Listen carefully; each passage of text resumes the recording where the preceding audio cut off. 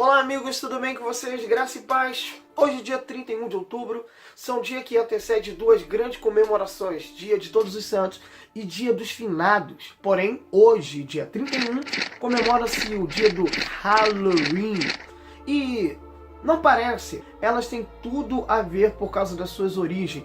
Vamos deixar para outros dias para falar sobre Todos os Santos e para falar sobre o Dia dos Finados. Hoje estou aqui para falar sobre essa brincadeira do Halloween, Dia das Bruxas e dos Bruxos.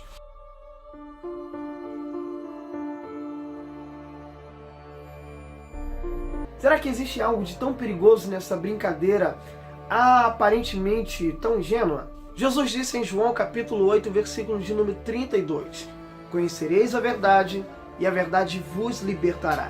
Interessante que Jesus disse que não é a verdade que liberta, mas sim o conhecimento da verdade que traz a libertação.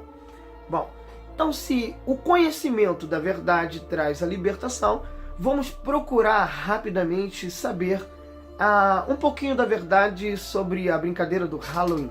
Muitos são os jovens que estão sendo atraídos por essa brincadeira.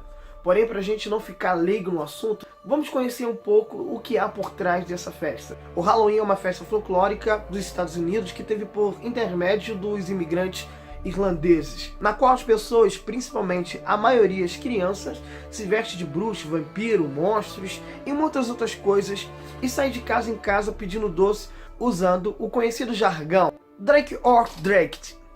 Eu acho que é mais ou menos assim que fala.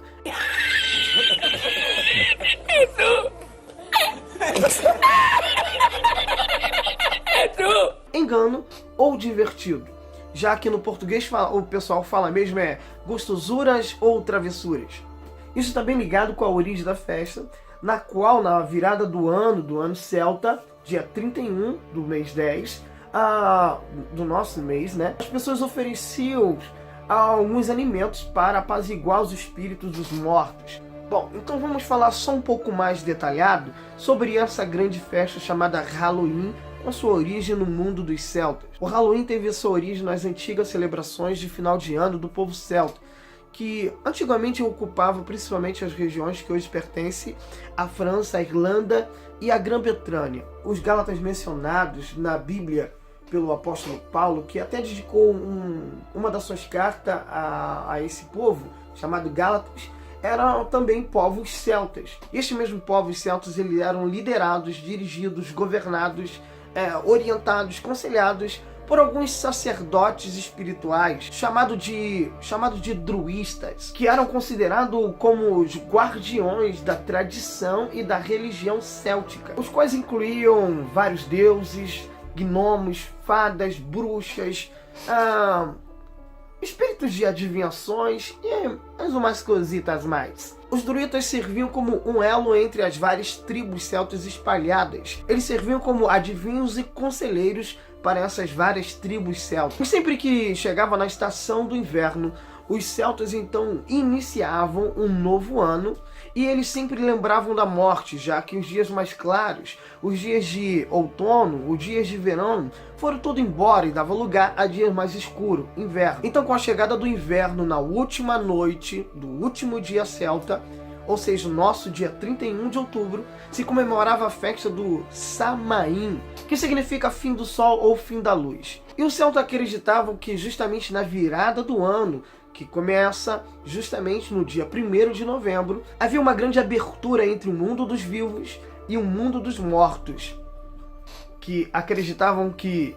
eles retornariam à Terra para reencontrar os seus familiares ou até sentir um pouquinho do calor humano. E justamente nesse período que os celtas se dedicavam muito mais à adivinhação, pois acreditavam que com a presença dos mortos era muito mais fácil para os druidas, os sacerdotes, predizer para eles os futuros e aconselhar o povo com suas profecias. Porém, o que precisa ser falado é que, com a consulta aos druidas, e justamente com as presenças que eles acreditavam dos mortos, acontecia o lado mais sombrio dessa festa. Como eles acreditavam que as bruxas, fadas e os gnomos destruiriam as suas colheitas, roubavam as crianças e matavam os gatos, a presença dos espíritos podiam e um pouco de confusão às pessoas se esses mortos, né, se esses espíritos de mortos não fossem bem recebido entre eles. Então começava a acontecer agora o lado obscuro no meio dos celtas, pois eles começavam a fazer umas seguintes coisas para tentar agradar os tais espíritos e fazer com que as bruxas, gnomos, não destruíssem as suas plantações e muito menos trouxesse confusão no mundo dos vivos. E então eles começaram a fazer grandes fogueiras para sacrificar produtos agrícolas, animais, e no pensamento de vamos acalmar um pouquinho os mortos e afugentar as entidades ruins, e para a gente ajudar os mortos a caminharem nessa terra, vamos acender algumas lanternas no meio dos caminhos para facilitar um pouquinho o caminhar deles. E quem sabe daí surgiu a tal lanterna de Jack, a abóbora, para iluminar o caminho do espírito que nem foi para o céu e nem foi para o inferno, porque passou a perna no diabo.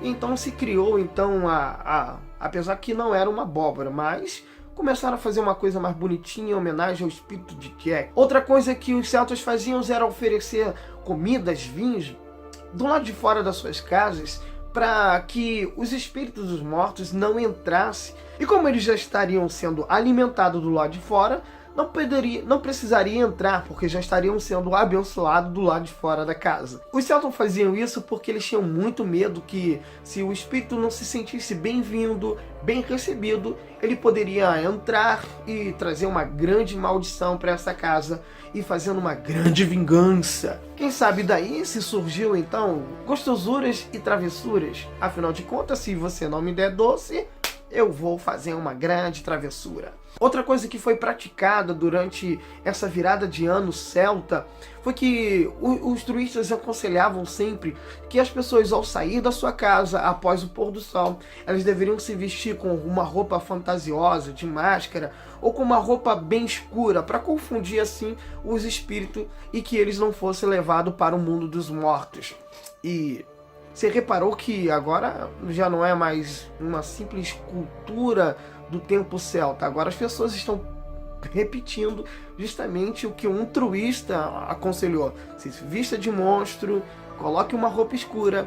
E você sabe melhor do que ninguém que essa prática de roupa escura é muito ligada ao satanismo até os dias de hoje. O que é lamentável é dizer que alguns pastores estão tentando adaptar essas culturas seculares ao ambiente eclesiástico, isso, nas suas igrejas. Os pastores chegam a alterar o nome dessas brincadeiras, que sabemos que ela tem uma origem bem satânica, né?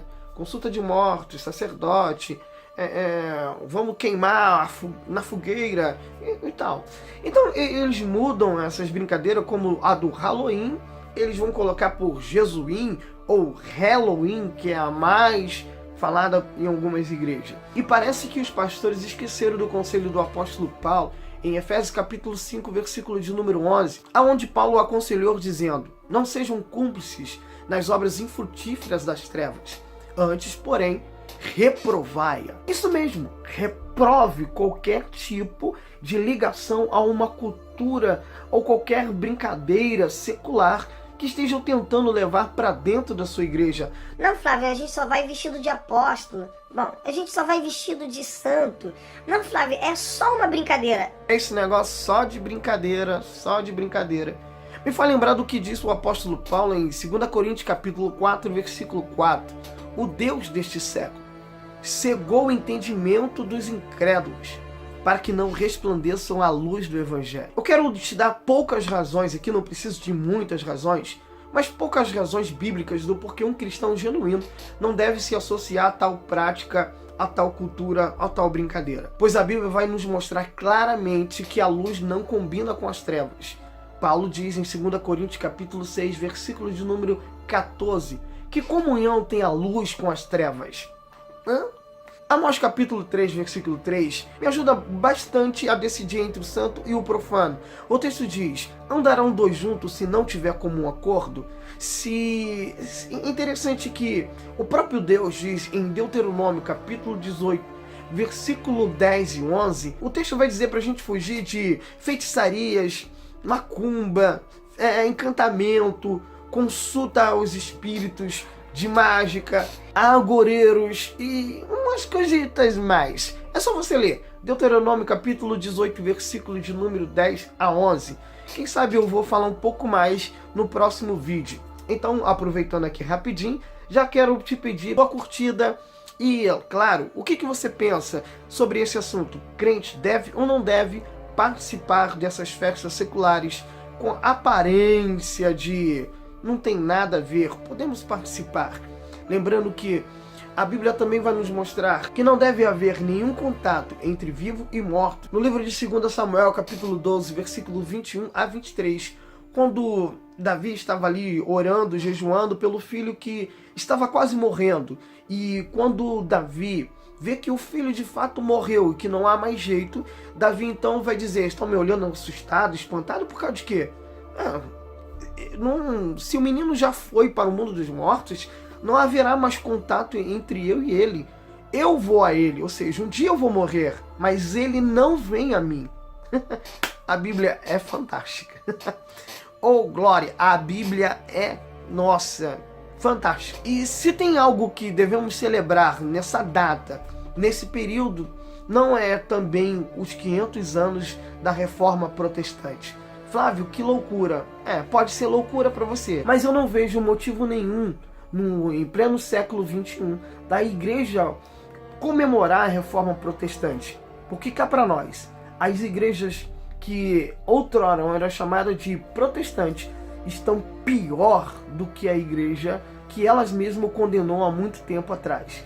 Hoje não vendemos a entrada para o céu, mas hoje se vende cura, se vende libertação, hoje se vende uma bênção. Esquecendo que nos ensinou o nosso pastor, conselheiro, apóstolo Paulo, em Efésios capítulo 1, versículo de número 3, que toda sorte de bênção já foi liberada nas regiões espirituais. E eu não posso dar glória a um homem chamado Martinho Lutero, porque a Bíblia também vai dizer, no livro de Isaías, que a glória é de Deus, e Deus não divide a sua glória com ninguém, somente a Ele.